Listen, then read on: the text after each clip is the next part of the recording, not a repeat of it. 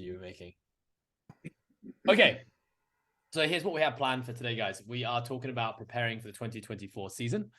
So in this presentation and in this talk, we're going to start by just kind of laying out what we have planned for the 2023-2024 season. So what's our roadmap?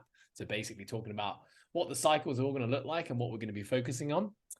From there, we're going to talk about what we learned from the CrossFit Open and quarterfinals this year. I think we saw some new aspects and new elements in the tests, and we want to take that information and filter it back into how we prepare for next year. So I want to share some ideas and thoughts there. What should my training look like now? I guess most of us, apart from Ant, who's going to be competing at semifinals in a month's time, our season is now done. So now we're kind of in that period where we're starting to think about the next season. And this is essentially the very first phase. So what should we be doing right now? And I want to talk about things both inside the gym in terms of training, but I also want to talk about how we can maximize performance outside of the gym. So just some things we want to think about there as well. And then the last thing I'll go through is just a bit of a brief overview on the next 12-week cycle for our Live, Perform, Compete, and Elite programs. For those of you who are subscribers, which I think most of us on this call are, you guys will go, if you go into WhatUp, go on to Monday next week, you'll see a much more detailed breakdown of what the new cycle will look like, testing, and basically how we split up each training day. So, if you guys are craving that information, make sure you check that out. And then, we'll finish it up with a bit of a Q&A. Before I crack on, just going to see if we have anyone else who's looking to join the call right now. How do I do that? One sec. I think we're all good. Sorry, guys. Okay, let's crack on.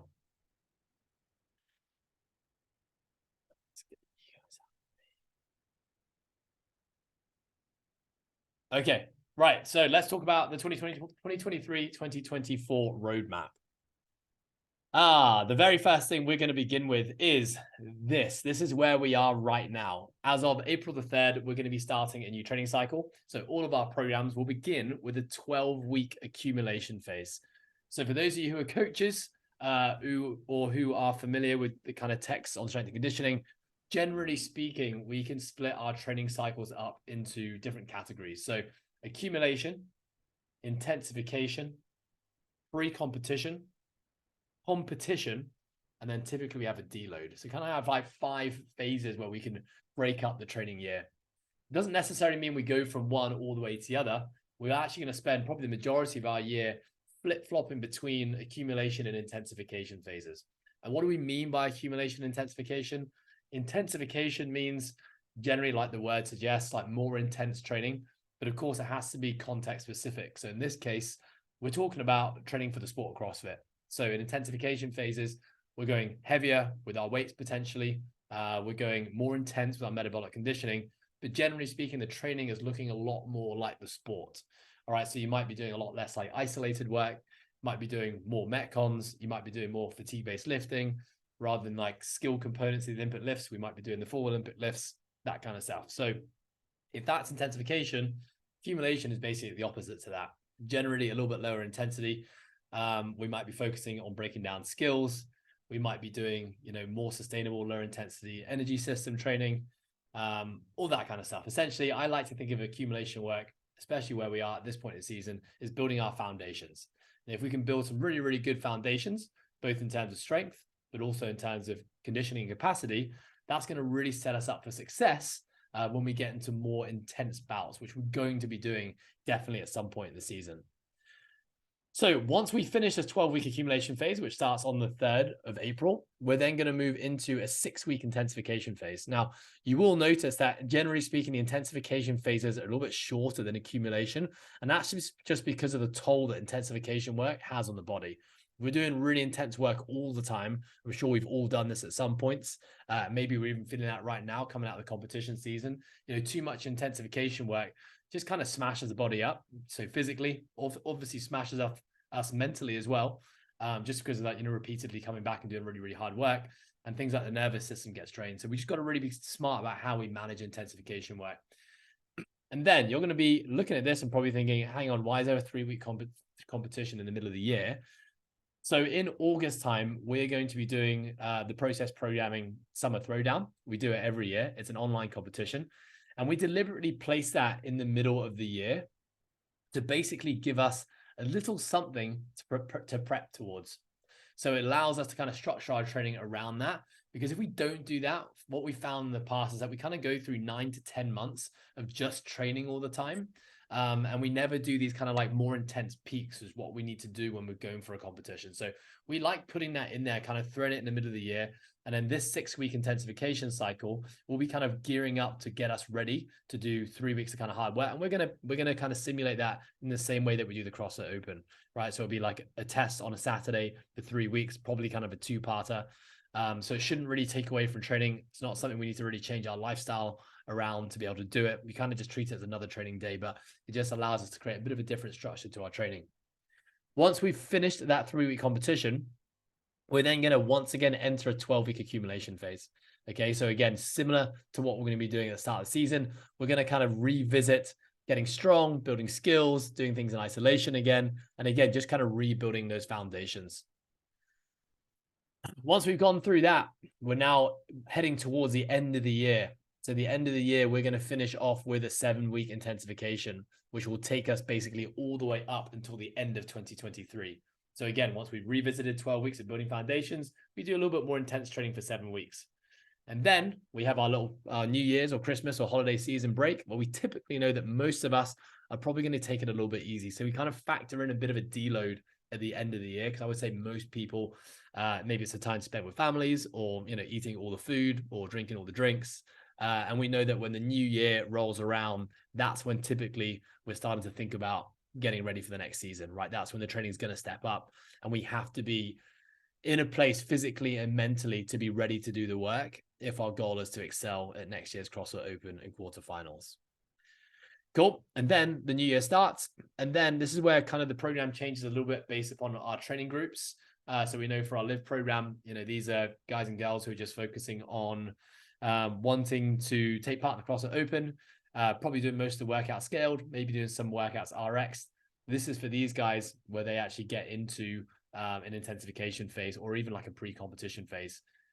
For our perform athletes, those who are looking just to RX across the Open, again, after the new year, 6 weeks, intensification / pre-competition. They're actually now focusing on trying to get as prepped as possible for the CrossFit Open. But for our compete and for our elite crew, these are people who are targeting the quarterfinals or maybe even the semifinals. We're not getting straight into the really, really hard stuff when January rolls around. We actually have a 6-week period where we can start to slowly ramp up the intensity again. And then when we arrive at around this phase, so it's kind of like in later Jan time, that's when we're going to really crank it up. And we actually use, for those who are trying to get to quarterfinals, we use the CrossFit Open as just another training phase. But also, we're not peaking for the Open. We just train through the Open. And then we know based on this year's format, we're going to have a week or so, then we're basically into the quarterfinals. Okay, and then obviously the very last thing here is that we compete in the CrossFit Open and prepare for the quarterfinals. And that's where we conclude our year for most of us. Does that sound good, guys? That's kind of a bit of a rough structure as to what the year is going to look like. Now, things may always change. So this is kind of like a rough template that we set out as soon as the season was finished, kind of review the whole year, what went well, what didn't go well. We review, because we basically do this exact same thing every year. We basically flesh out a rough template as to what we want the next 10 months to look like. But then as we actually get through it and we're kind of looking at the feedback from you guys, we're seeing if people need more, need less, we need to change things up. We can be quite flexible as we go along, but we'll be sure, of course, to always be updating those who are following the process on any changes that are made.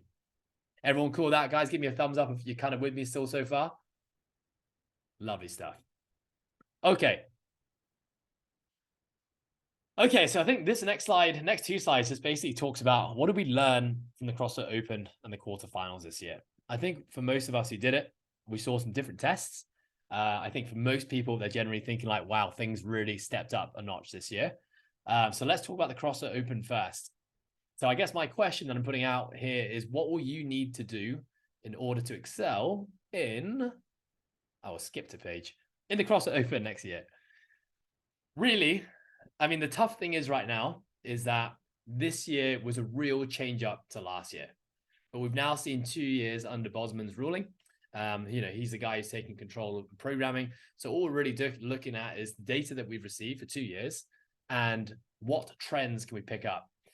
And to be honest, this year being so different, it really makes it very hard to know what the trends really are. But what I will say, I think, kind of think about gut feelings here, and also listening to some podcasts where Boz talks about programming and kind of what his biases are and what he likes to see in the sport, is that really, if you want to be good in the open, you need to be good at everything now. Years past, we knew that, absolute strength or high-end strength in our strength movements or powerlifting movements and lifts was probably not going to be something that was going to be tested as much, maybe a part 2 workout. But we did really know that you're going to have to be aerobically fit. You're going to have to be able to move light to moderate loads, and you're going to have to be half decent at gymnastics if you want to progress to the next stage. When we look at the tests this year, very, very different. You're going to need to be strong. And I think the trend is this year, and also looking at the tests in the quarterfinals, is that I'm not sure if we're going to see kind of the 2-part, absolute strength, where it's like a 4-rep front squat or a deadlift or a press. I think we saw a lot of fatigue-based lifting this year. We had the thruster in the CrossFit Open, and of course in the quarterfinals, we had lots of heavy stuff where there's ascending loads through workouts. So, how do you train for that? Well, you've just got to be strong. You've got to be strong in isolation, so when we're fresh and being able to hit a big lift, but you've also got to be practicing your strength work in more of a fatigue-based setting. And when I think back on the programming from last year, towards the end, we started to expose our programs to more fatigue-based lifting. But I think learning from this year, I would actually do that a little bit earlier next year and make sure we're getting a little bit more fatigue-based lifting in the program, not quite so close to competition, and get us primed and ready to actually handle that kind of stuff. We know you got to have a well-developed aerobic system, that's for sure. But I do use that term loosely, because aerobic system, basically everything we do is aerobic. When we actually look at the tests in the CrossFit Open, other really than the shuttle run, the burpee pull-up workout, we didn't really have any pure tests of energy systems. In previous years, things that jumped to my mind straight away is things like the rowing wall workouts, where there's low bottlenecks, lower skill, and it's a chance for our athletes to just express capacity. What we saw this year is we did see longer workouts, 12, 15, 20-minute time domains, but there was high complexity movements in there. There was big chunks of reps in a row, which was what we would call a more of a dense setting, like a chipper style format, which meant that things like skill and muscle endurance were challenged a lot more than just aerobic capacity. And I think we just got to think about that as we prepare for next year. To be a good open athlete now, you've got to be able to do high skill gymnastics, handstand push-ups, toes to bars, chest to bars, muscle ups, maybe even handstand walks, maybe even pistols will come back in there. And I think something that, I've learned from this year is that, opens in the past, a lot of the tests were what we would call a circuit format, where you might have a chest to bar, a row, and a wall ball, and you're kind of doing small chunks of repetitions. You continue to go round and round and round and round for 15 to 20 minutes. So that type of test is not going to challenge muscle endurance as much. It's going to be much more of a test of aerobic capacity. But now what we saw when we think about the tests, think about the first test in the open, we had a chipper. We had big sets, 50 reps of a toes to bar to start. We had big sets of wall balls. We had 20 muscle ups in a workout. And then we go, to the next workout, we saw burpee pull-ups where you're accumulating really, really big chunks of repetitions, especially if you got into later rounds. And then, you look at the last workout where you've got big sets of strict handstand push-ups and snatches to do. So when you think about what we saw this year compared to last year, very, very different. So what we have to be good at now as athletes, I think most of us are more comfortable, I should say, because it is easier to be doing that kind of round robin where you're hitting low reps continually. Now we've got to be doing more density style work. So that means, throwing 50 chest to bars in the middle of a workout, throwing 20 muscle ups in the middle of a workout, throwing, 200 plus foot handstand walking in the middle of the workout. And all that was all gymnastics movements, but the same can be said for any other movement. Cool. Does that make sense, guys? Yeah. So I guess, this is kind of fun as a programmer because it just gives us more options to play with. And I think things like Saturday testers, especially at this point in the year, is where we're going to start to explore, more variations in the different formats of the tests. And I think the last one, which I think we all probably assumed we need to start doing more of, is we need to explore different variations of the classic CrossFit movements. So no longer is it just enough to do double unders or GHD sit-ups. We've got to be thinking about V-ups. Can't just do strict handstand push-ups anymore. You've got to do wall-facing handstand push-ups. And this is just an example of what we've seen this year. So a challenge for us is going to be, how can we think outside the box? Maybe I even think about things like gymnastics movements on the pull-up bar. What if it starts to turn into complexes? A toes bar into a chest bar into bar muscle up. Things we've seen in things like grid league before. Are they going to look to challenge complexity by starting to link different movements together? Handstand push-ups into a handstand walk unbroken. Like the options really are endless. And what that means from an athlete standpoint, it means that, we've just got to think outside the box. We can't just get comfortable and have this kind of checklist approach where I can do a movement, cool, I don't need to worry about it anymore. We need to be constantly challenging, what CrossFit would call virtuosity. So that's going to be exciting, but also challenging, because it's going to mean that a lot of us, I think, in our training are going to feel like real beginners and novices again. We programmed into the Live, Perform, Compete program this week crossovers, which I think humbled a lot of people. We're going to definitely be doing more of those for sure. And I think the last thing, this goes for both open and quarterfinal athletes, is that we need to start to practice movements at different standards. Take the handstand push-up as a great example. That is a movement where the standard has changed every single year. And it seems like we haven't arrived at a conclusion as to what the standard will be going forward. But I also potentially think, maybe I don't agree with it, but I potentially think that this might be something that continues to be put into sport. I think Bosman is very much for, constantly challenge the athlete to be able to adapt in the moment. He comes from a circus training background. So, he's always thinking about strange tests. If you look at the games last year, loads of new movements, we had loads of new movements in the Open and the quarterfinals. So what I will say for that is that in the programming this year, I want to actually be changing some of the standards every now and then. So, sometimes we've got to do handstand push-ups in a box. Sometimes we've got to do them on a line. I probably will not use that forearm measurement ever again, to be honest. But that's the idea. You get the kind of idea of where we need to go with this, right? And then I think as athletes in our training, sometimes I would encourage you guys now to think outside the box as well. So if there's a movement that you're really comfortable with, like change up the standards that day, make up something new, do it on your own accord, and don't get comfortable just doing the same thing all the time. Okay, let's go into the quarterfinals. So those who are thinking about getting to quarterfinals next year, what do we learn from this year? Again, like we've just got to be strong in all forms. We've got to be strong in a fatigue-based setting, but we've also got to be strong in an isolated setting as well. I'm not sure what we're going to see in the Masters. We do know that there is like a two-part workout where there's the 2A and a 2B. So will we see a 1 rep max? Will we see a squat? Something we just don't really know. So I guess after quarterfinals, we'll have a better idea. But generally speaking, I think when we look at the loads, I think we can all agree that you've just got to be strong now. If you want to be able to excel at the quarterfinal stage, it's not good enough just to be a high-level gymnast. It's not good enough just to be aerobically good or aerobically developed. Like you've got to be able to move heavy loads. We've seen the 275-pound, 185-pound bar come up in the individuals. But we've also seen it come up in the teams now as well. And so I'm not sure if we're going to see it in the age group this year, but really that's kind of like, I feel like they're making a bit of a statement here. It's like, you've got to be able to move that bar of a clean and jerk at the very least. And that's going to mean a 225 snatch, and, a 155-pound snatch for females as well. So that's looking like where we're trending. Okay, obviously we were told we've got to have things like kettlebells this year, and they didn't use it. But maybe I think that might be a hint that next year we might see kettlebells in there. So again, like making sure we're exposing ourselves to different implements all year round, getting super proficient with those movements, heavier dumbbells as well. Making sure that now that the 70-pound dumbbell was something on the list, I'm sure lots of gyms will have it. And so now it's no excuse for us not to be playing around with 70-pound dumbbells from now on. So again, same kind of comment that I said for the Open, but performing movements in more of a density setting. This year was a lot less about that circuit style test where you're going through different movements in in small to moderate repetitions. Like we're doing big chunks of repetitions. And we look at the movements in the quarterfinals, that first workout with the front squats, it was really for most people a wall facing handstand push-up test. A lot of people flew through most of the movements. Of course, you still did have 200-foot plus of handstand walking, which you haven't seen before in the quarterfinals. Still had 15 muscle ups. But then, most people was spending 4+, 5+ minutes getting through his handstand push-ups. Then we see the same in the GHD sit-ups.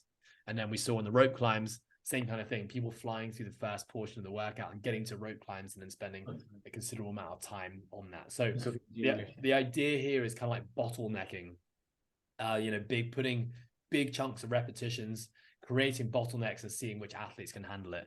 Now, obviously, when you look at the very top of the sport, the best guys and girls who are getting to the CrossFit Games, this isn't really a worry for them. They're so good anyway, they're going to get through the test no matter what.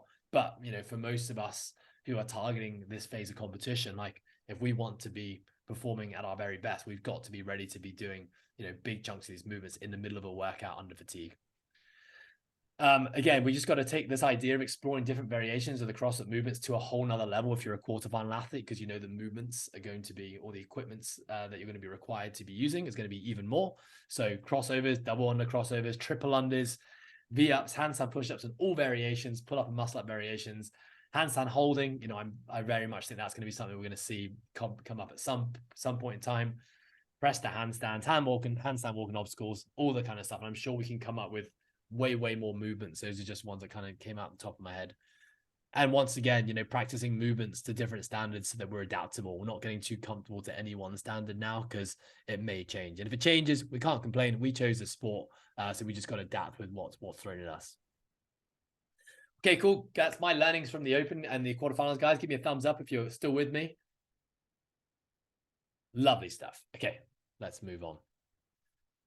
Okay, so let's now bring our focus to what we should be doing now, right? So now being the very start of the season, I laid out that roadmap for you guys. This is the 12 weeks now, and then we've got, a long road ahead of us where we've got plenty of opportunities to do other things. I will just say that what typically happens for a lot of us, especially for those who perhaps are a little bit newer to the sport of CrossFit, is that at this point of the year, we're on what we call like a CrossFit competition high.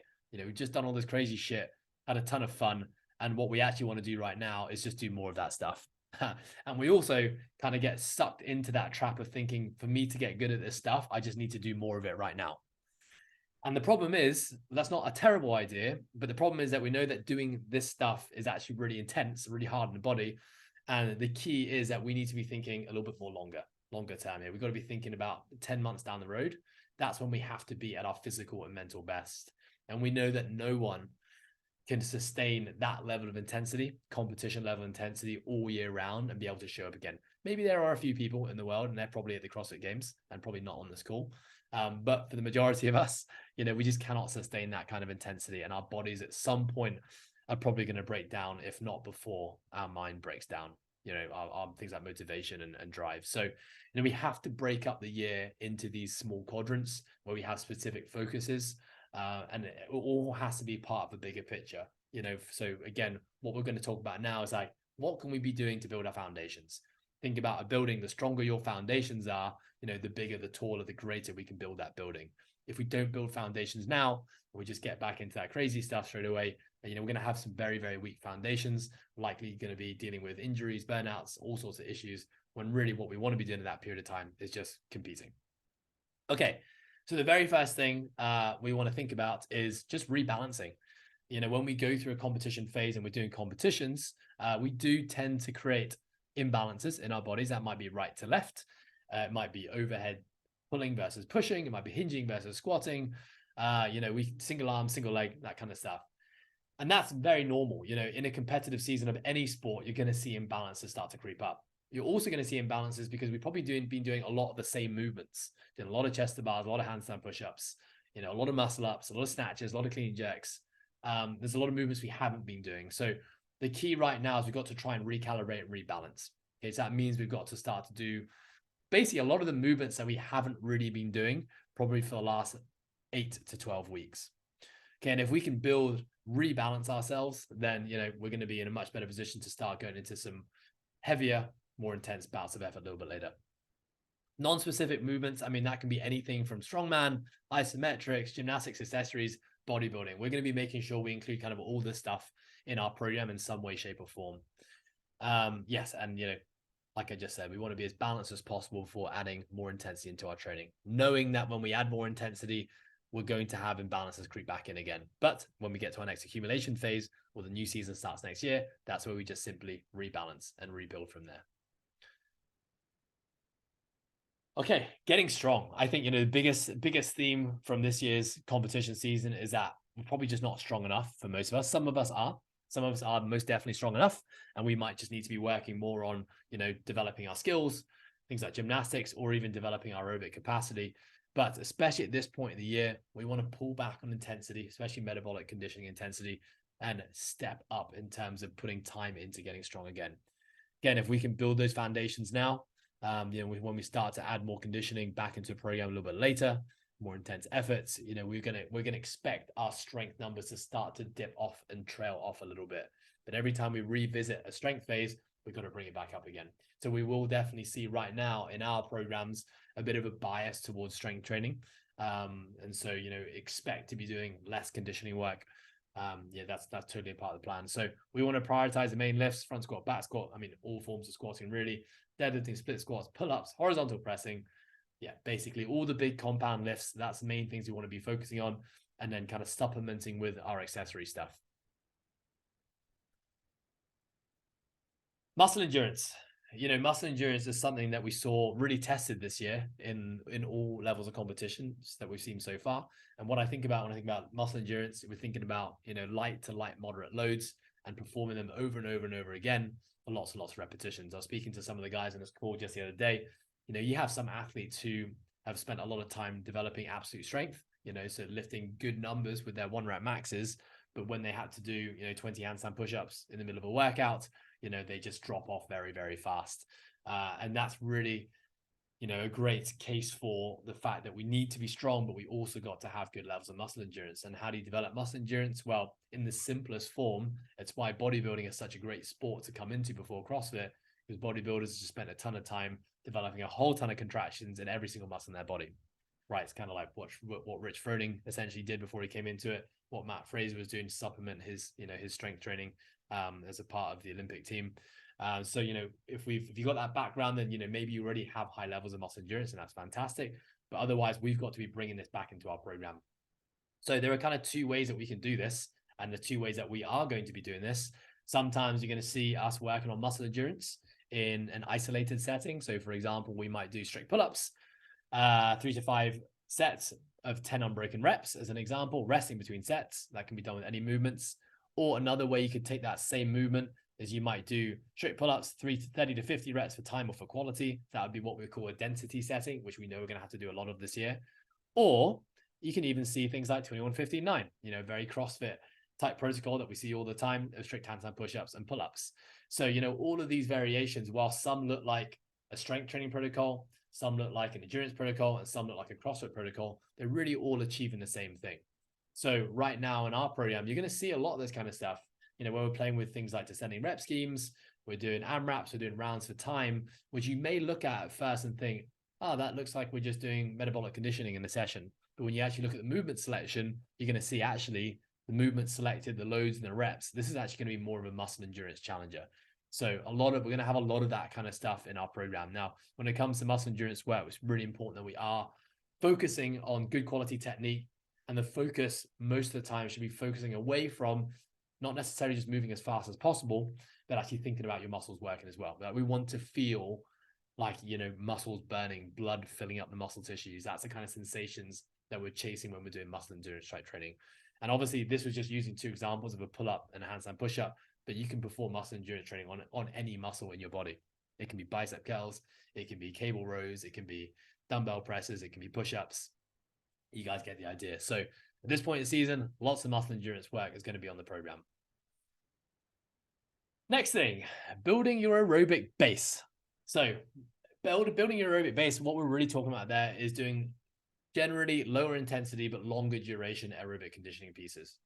And we're going to be doing this, generally speaking, more on cyclical modalities. When we say cyclical modalities, we're thinking about, running, rowing, ski erging, concept 2 biking, assault biking, all those machines. And the reason we like to use those machines for developing our aerobic system is that there are a lot less fatigue inputs. It's a much purer way for us to actually train the energy system.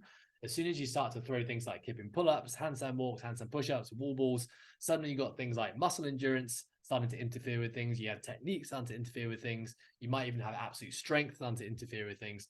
And so if we want to really develop the aerobic system, we've got to try and find simpler, purer ways to do it. So this is the time of year where we want to do that. So when we say building an aerobic base, we're talking about like, accumulating longer, bigger chunks of sustainable, continuous work. Again, you think about the foundations. If you have an individual who's done a lot of longer, slower, lower intensity work, that's a really, really great foundation to then allow them to do shorter, more intense bouts, right? Because when we do shorter, more intense bouts, remember, it's a function of the aerobic system, which allows us to recover from those short, intense bouts.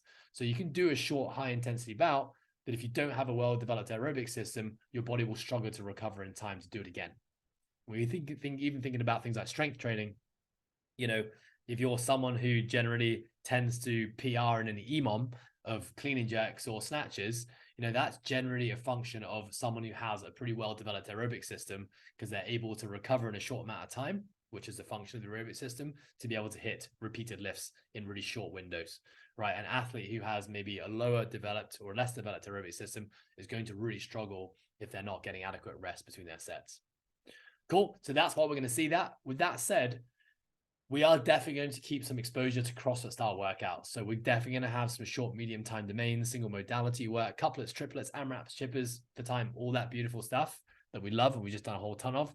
You're probably going to see that kind of stuff, in our Saturday testers, which we're going to continue to do right from the get-go here, and maybe kind of sprinkled throughout the week. But generally speaking, I want us to kind of get our heads around thinking at this point of the year, lower intensity, lower stress, longer durations is going to be really good. It's going to serve us for later down the line.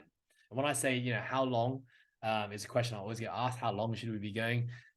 It really has to be something that takes into context your current level of fitness. So if you've never gone over 30 minutes, then suddenly doing 2-hour bouts on a row is probably not going to be a smart idea, but generally speaking, high end or long in terms of the CrossFit Open and the quarterfinal athlete is probably going to be around like 30 to 60 minutes. I'd say that's as long as you're going to go. Now, if you're a CrossFit Games athlete, then, you got to think even longer than that. You might be doing like, marathon rows and stuff like that. So if that's the level of athlete we're talking about, maybe even a semi-final level athlete, then you got to be thinking potentially about even going even longer. Okay. Moving on, improving skill and technique. Of course, this is a really, really great time of year to be just improving and fine-tuning our skills. Now, skills doesn't necessarily mean just gymnastics. It can be in our Olympic lifts. It can be in all those other weird movements that we've seen come up this year. It can be all the classic movements that we see in CrossFit, like box jumps, burpees, wall balls, dumbbells. We've basically been doing all these movements in what I would call a fatigue-based setting, right? It's been mixed and matched with all these other movements in workouts for time and AMRAPs and all that kind of stuff, which means that we're just focusing on doing the work when it's in that scenario. We're not really thinking about technique and efficiency.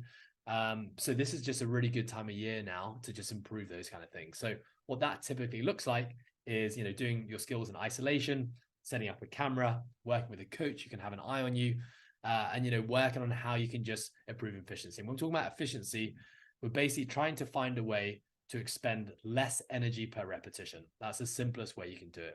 So inefficient movers just end up expending a lot more energy per rep. Good movers don't. And we should always be striving to be as efficient as possible, because to be honest, if you want to move faster in a workout, it's a lot easier to improve your technique, because if you improve your technique and efficiency, you can finish your workout faster without being any fitter. It's a lot harder to get fitter and stronger. So if you just improve your efficiency, guys, you will be finishing high on the leaderboard without being stronger or fitter. So just remember that. So the next question is, well, should I be isolating my skill work, or should I be putting it into rounds of time, EMOMs, Metcons? What I would say right now is that the movements that are real priorities for you. So if there's a movement that you really struggle with, or it's behind the curve in terms of where your competitors are at, then spending a bit more time doing isolated work would probably be a good idea right now. If there are movements that you feel really solid at, or you feel really confident, you feel really consistent, and you kind of think there's not too much skill work that you need to do on those movements, those are the kind of movements you can put into a conditioning-based setting and kind of just do them. As long as they're kind of just in your program every now and then, you're probably going to maintain those skills and not forget them. Okay. So I think this is a big question now, big conversation, topic of conversation, I should say, which is what do we do outside of the gym? You know, the training stuff, that kind of all makes sense to most of us, but maximizing performance outside the gym, I think at this time of the year, and maybe I'm just speaking on behalf of myself here, but it's generally where I feel probably the least good. I feel the least healthy right now because I'm doing a lot of hard conditioning work. You know, generally stress is a little bit higher because of the competition. So generally, a lot of people feel like they have more niggles, more injuries, joints feel tighter. So you know, at this point in the year is where we've got to really prioritize health. Got to get, you know, recalibrate, rebalance. And I think about three things when I think about the off season. I think about restoration, repair, and regenerate. So the very first thing, and I guess this falls under the bracket of outside of the gym, is making sure at some point before you start your training for next year, you've gone through a reflection process of the last season. So for those who are part of the process, you know, we shared a framework that you can go through, which asks a lot of questions to help you kind of just reflect and learn from what we just did, and actually then use that information to set goals and objectives for the next year. Make sure you do that. Don't miss this valuable opportunity where, you know, you've got memories fresh in your mind and you don't do it, because I really do think that is a really important process, especially for those who are looking for longevity in the sport. Next one, you know, did you pick up any or are you still carrying any injuries? You know, if you are carrying little injuries, little niggles from the last year, I would just firstly say, like, totally normal. I would say most people in a competitive season are going to pick up injuries, especially a sport like CrossFit, which is hard, both physically and mentally. But if you are carrying injuries, it's really important at this point in the season that we're getting those things addressed. Okay, so pushing through pain and, you know, not listening to the signals would not be wise right now, because if we start to make those injuries and those issues worse, that's just going to get really highlighted later in the year when we start to do more intense efforts. So fix those things. You know, if that means, you know, working with a specialist or a professional, if you don't know the answers, I'm just going to mute whoever has. I'm my ears will be ready to hear you, and my eyes will be ready to see you in 2 minutes Okay. once I get myself set. So Who is that talking? Sorry, I got loads of people on this call right now. It's Lauren. It's I'm Lauren. so sorry. Yeah. Thank you, Lauren. Awesome. Okay, so where was I? Injuries. Yes, get that shit sorted, guys. You know, if that means making adjustments on your training program, reaching out to your coach to ask for adjustments, do it. You know, pushing through those things now and creating more issues is not going to be a smart thing to do. Again, when in terms of, well, how do we restore, repair, regenerate? I think most people on this call will probably be aware of a lot of the things that we talk about here when we talk about the lifestyle essentials, but really we talk about, you know, 6 to 7 things which we think really massively contribute to, you know, ensuring that we're doing everything outside the gym to maximize performance inside of it. So circadian rhythms, I'm just going to touch on these guys because we've got loads more information on all of this. If you check out our social media pages, we go into each of these in depth, but, you know, making sure you're creating rhythm with your waking and your sleeping cycles. You know, are you training at the same time every day? Are you eating? Are you hydrating at the same time every day? The more rhythm you create in your life, our bodies love rhythm. And when it starts to know what to expect in certain hours of the day, it starts to give you everything you need to allow you to do those things to the best of your ability every day. Sleep, that has to be something that's super important right now. I think a lot of people think, well, competition season's over, sleep's not that important anymore, I can go back to shitty habits here. But just remember, like, you know, every little thing that you are doing in the off season and the preseason is going to essentially be building and adding and contributing to those foundations to allow you to express more in the season. And so this is really just comes down to a choice of yours. You know, if your goals are to be the best athlete you can be when next year rolls around, then it should be within your interest in nailing these things pretty much all year round. Hydration, you know, we have some simple formulas that you can follow there, but, you know, make sure you're getting that in, especially if you've been competing, especially if stress is a little bit higher or you're feeling like you're still dealing with stress post-competition season. Electrolytes are something that's going to be super important. Make sure you're including that in your beverages. And if you live in a hot, sweaty climate like we do, then that's even more important. Stress management, I mean, we all know the theories on stress management, but application is just another thing. But, you know, we do now know that, you know, with training being a little bit less intense, that should be actually reducing a bit of a stressor in our lives. I mean, I know we all love training. I know it's a big part of our lives, but hard training is very taxing on the body and requires a lot of resources to recover from. So because that's going down, and I've been guilty of this a lot in the past, is that, well, I think if training stress is going down, that means I can increase stress in other areas of my life. And so I might end up doing more work or taking on more projects, and it ends up I can basically have a whole entire year where the stress is really, really high. Just like we talk about cycling our training and having, periods of high intensity and low intensity, we should really be doing the same with our stress management as well. So, utilizing this period of time where we're thinking about restoration, repair, and regeneration, and trying to reduce stress in our lives as much as we can, give our body that best opportunity to actually recover. And that's going to allow us, when we get to our next cycles in 12 weeks time, where we're doing more intense bouts, a healthy body that has been dealing with low levels of stress is going to be able to handle much higher levels of intensity in our training. Movement, of course, movement's super important, but movement is something that I will talk about at this point of the year, is, don't be afraid to explore movement outside of the gym. We know when the competition season rolls around, most of our work is going to be done in the gym. And I think a lot of people will find that after the competition season, they kind of don't want to be in the gym as much. Maybe they want to just reduce their training sessions within the week. But maybe it's a great time to do other things. Maybe it's sports that you play. Maybe it's, getting outdoors and getting on a canoe or a kayak. I don't just pulled that out of thin air because that's what I love to do. But now's a great time of year to do it. It's still movement. Ultimately, at the end of the day, you're still exploring your body in different ways. And I think exploration of your body and doing things that, essentially fill your cup are really, really important, because what we want to have when the competition season rolls around next year, which we know is going to be around December time, January time, you got to be hungry. You got to be fired up and ready to be getting back into the gym and putting in the hard work. And so, the whole concept of peaking too early means that, by the time that time rolls around, you have nothing to give. You don't have another gear to give, and you don't have that level of excitement that we need for competition. So, take that stress off you. Even if you are thinking, I've got so many holes, I've got so many weaknesses, I've got to work on so many things right now, you got plenty of time to do that. Don't make the mistake of just doing too much too soon. And then I guess, food hygiene sits within nutrition, but I would think one thing to think about probably this time of year is generally a time of year where athletes will maybe put on a bit of weight. I'm not saying get fat necessarily, but I mean, give your body a bit of food, a bit of love.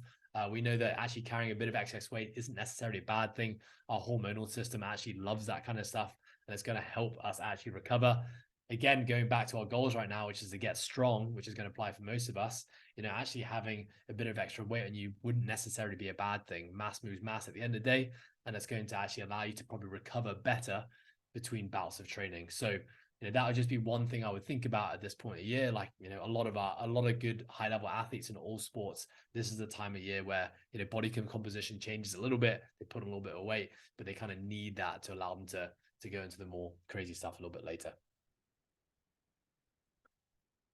Okay, before I continue with this next slide, give me a thumbs up, guys. Are we all still with me? All making sense so far? Awesome.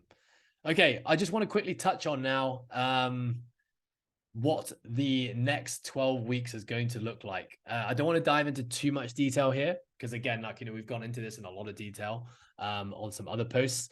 But right here, I've got laid out the Live, Perform, Compete, and the Elite program. The general theme now when we look at this is get strong, increase muscle endurance, develop skills, and build our aerobic base. Those are our main focuses for the next 12 weeks.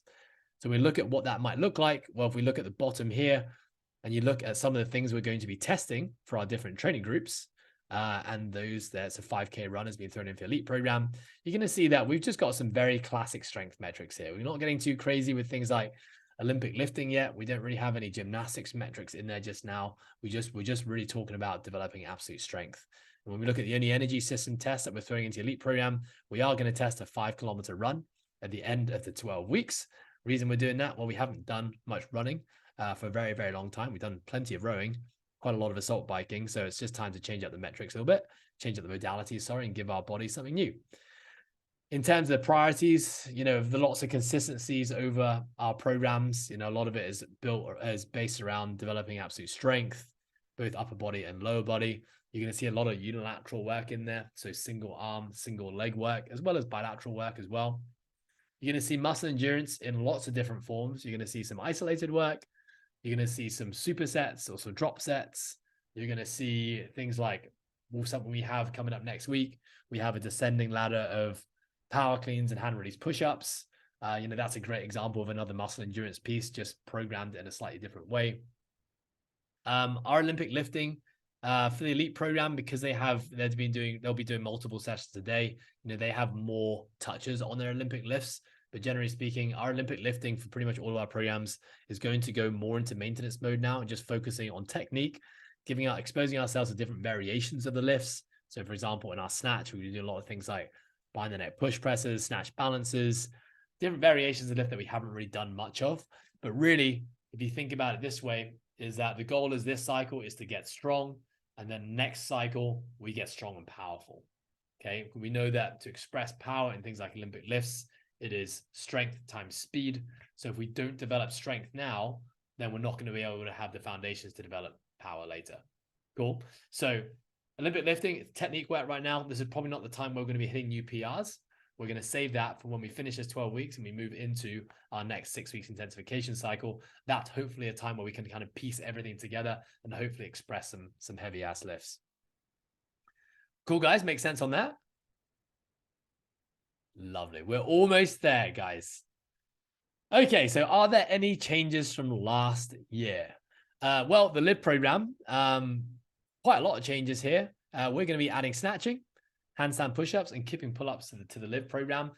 Reason being, well, the snatch is going to come up in the scale division of the Open. We saw that this year. So we want to expose people to that. And having watched a lot of our community around the world and here in Hong Kong, we had a lot of athletes who'd never done a snatch before and just came in and started crushing them. So that was cool. Gave us a lot of confidence to know that actually, you know what, these guys are super capable of doing it. We just see it as a bit of a skill progression from the clean and the jerk. Handstand push-ups, it's not going to be for everyone. It's going to be for those who actually have enough upper body strength to be able to, at the very least, eccentrically lower themselves to their head. And if they can do that, then why not start to teach them the skill of the handstand push-up? And kipping pull-ups, same thing. It's not going to be something we're going to be including for everyone, but for those who develop strict pulling strength so they can do multiple reps of a pronated pull-up, then why not start to teach the skill of kipping pull-ups? For our perform, compete, and elite programs, we're definitely going to have a little bit more CrossFit in the program. Whilst we are going to have strength biases, whilst we do have all those focuses that we just talked about, I think that something to learn from last year and previous years is that we've gone through quite long phases where we stepped away from CrossFit quite a bit. And I think it's important that if you do want to be a competitive athlete in some way, shape, or form, you got to be practicing the sport of competition all the time. It doesn't necessarily mean that you have to be going 100% or going past red lines or killing yourself in workouts, but just exposing yourself to different types of tests and different movements throughout the season is quite important. And of course, just more frequent touches on high skill movements throughout the season. I think I just kind of touched on that, but making sure that we're not stepping away from things like muscle ups, handstand walking, and all the other high skill gymnastics movements like we have in the past, making sure we just do drip them in. Probably going to see those things in things like Saturday testers a little bit more right now, where we're not expecting you to be setting new muscle up PRs or anything right now, but it's just making sure you get a touch on the movement every couple of weeks. And then something we're going to take away in all of our programs, more variety in our Saturday testers, especially learning from the Open and the quarterfinal tests this year. Expect to see lots of chippers, expect to see big chunks of repetitions of some sort, squashed together in a workout. We're definitely going to do some shorter pieces. I think last year we didn't do too much on the shorter end. And I think now looking at a test that came up this year, previous years, the Open was always between 8 to 20 minutes. Now, when you look at the quarterfinals this year, we had 3 out of 5 workouts for the elite being under 5 minutes. So I think we need to be prepping our athletes a little bit more to be doing the shorter stuff as well as the longer stuff. We're going to still have accessory programs available to all of our subscribers. And we're going to make sure we are stepping up our game in terms of education on what these accessory programs are going to be focusing on. The whole idea of the accessory programs, if those who don't know, you've got the choice of Olympic lifting, gymnastics, and endurance. And of course, we've got the general accessory, which is always going to be around kind of like functional bodybuilding style movements. You've got those 4 tracks to choose from, and that just gives you the opportunity to further individualize your training. So we're going to be encouraging you guys twice a week. Generally, it's going to be written on a Monday and a Friday. These are your days to go to your accessory programs, pick something that you want to be working on more, and then bolting it onto your session. Now, just a quick one on that. For example, if gymnastics is something you really want to prioritize, and the training cycle is addressing something you know you need, it might actually be a good idea to do the gymnastics work first, at the start of your session, and then get into your main session. So I just want to say that accessory work doesn't always have to be put on the end, guys. It can even be slammed in the middle somewhere, based on how you're feeling. But yeah, if you don't know or need help and ideas and suggestions on that, you can always reach out to one of the coaches and we can help you there. And of course, for those who are not part of the process, who are tuning into this call just to learn about how to crush the season, you guys have the option to be coach-led or self-led. So that would be our premium online subscription where, we partner you up with the coach and you guys navigate the year together. Oh, and that is it. And I said I'd leave you 10 minutes and I haven't. I've left you 3 minutes. So that's a wrap, guys. Thank you so much, everyone, for if you're still with me and still listening right now. I really appreciate that. But now I just want to kind of open this up to anyone. If you do have any questions, last time we didn't really have any questions, but if anyone has anything, please feel free to shout out. I'm totally cool with silence as well. So I'm happy to sit here and just look at your lovely faces, even if you have no questions. Ant, is this going to be a good question? Please ask. No, sorry, I just had a twitch in my finger, so sorry, I didn't actually mean to put my finger up there. Thank you. Actually, I have a question for you. How long are you going to deload for after your Masters qualifiers? It's a great question. I think we have to see what the workouts are. I think there's going to be a fair bit of squatting after seeing the individual and the team ones, and it's probably going to be a 185-pound bar, if not heavier. So say goodbye to those knees. Yeah, I mean, if there's anything to learn from the individual quarterfinals, I'll probably be deloading for quite a long time, and I think especially because of my neck, which is going to be fucked from wall-facing handstand push-ups, but that's all good. All right, well, good luck. Thank I'll you. be there to support. I appreciate it. And you're not going to be there to support. You're going to be there mocking me for 2 days, but still, I appreciate you being there. Yeah, no problem. Cool, guys. Anyone else got any questions? Thomas, please ask away, sir. Hey, man. Good to see you. Hey, you too, Tom. Hey, long time no see. Long time. I just joined again a couple months back. I have some time on my hands, so happy to join the process again. Just a quick question. You mentioned, I think, I saw that you mentioned at the start of the cycle that you sort of don't want to max out your lifts. How do you sort of pick the weight at which you're going to start the cycle? And how do you push through the sets? So I don't know, if you have like back squats, for example, and you have to go through 5 sets, how do you sort of plan? Where do you want to start? Where do you want to end? Whether you're at the beginning of the cycle or at the end of the cycle? Yeah, that's a really good question. So I think something we always program is, you'll see RIRs written on the program quite a lot. And RIRs refers to reps in reserve. And reps in reserves basically means, generally speaking, by your last set, how many more repetitions with perfect form can you do? So just a general rule of thumb is that, if we're striving for strength or hypertrophy adaptations, really we need to be working within kind of 2 repetitions of failure. If we're leaving more than that in the tank, then we're maybe not pushing the threshold enough to actually, demand any form of adaptation. So that's a general rule. Now, right now at the start of the cycle, because we're going to be starting week 1 next week, I'd advise being a bit more conservative here and, loading a little bit lighter and leaving maybe even more than the prescribed reps in reserve. What we'll then be doing is, once you've actually accumulated and got a couple of weeks in the bank, and when you've actually started to get some squatting in, then we'll be probably prescribing more accurate prescriptions on what kind of loads to use. So for example, it may be week 1 and week 2, we're probably just going to do some builds, right? Where we're just each set, build, finish with a heavy set, maybe leaving 2 reps in the tank. Maybe week 2, you do the same again, but try to go a little bit heavier. And then maybe week 3, we might say something like, okay, now you're going to finish with 2 to 3 heavy sets at between 90 to 100% of your heavier set from last week. So I guess this is where like consistency is really, really important for the athlete who can actually hit every single week and record their notes diligently. When those weeks roll around, you know exactly what you need to hit. So yeah, I'll try to be as specific in the notes as possible. You guys will notice that we don't do a whole bunch of percentage-based training just because we have such a vast array of ability levels within our programs. But I will definitely give percentage ranges sometimes. I might say between 80 to 90%.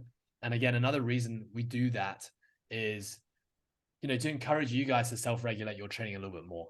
If I say 90% and you're having a shitty day, I don't know, something happened at work, you didn't sleep last night, or you're hungover, and you see 90% of the program and you force yourself to do it, it's probably when we're going to pick up an injury and do something silly.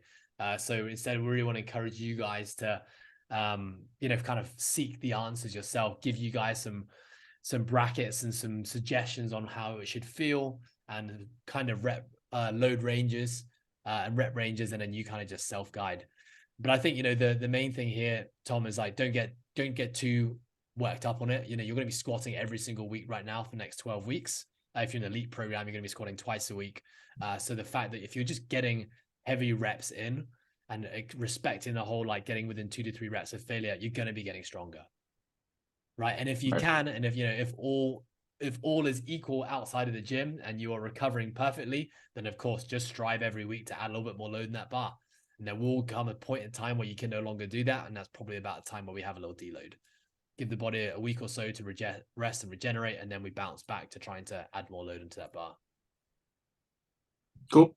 Does that make sense, Tom? Sorry, long-winded answer. Yeah, lots of sense. No, lots of sense.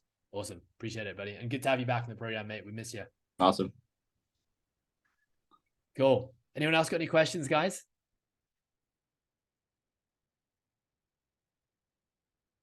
Okay, guys. Well, thank you so much for tuning in. I really appreciate you guys all being here. I'm going to upload this onto YouTube straight away. I will probably post the link on Instagram and on WhatsApp. So if you guys do want to listen back, you probably don't. But if you know anyone else who maybe missed out, you might want to have a listen and it might be beneficial for them, then feel free to share the link. Chris, good luck tomorrow in the age group qualifiers. I'll see you in Hong Kong. Look forward to doing it with you. Everyone else, great to see some new faces on here and actually jump on and speak to you guys on a call. Looking forward to starting the new year with you. Cool, team. Have yourselves a lovely day. Thanks, Ed. Cheers. Bye, guys. Bye-bye. Bye-bye. See ya. Cheers, guys.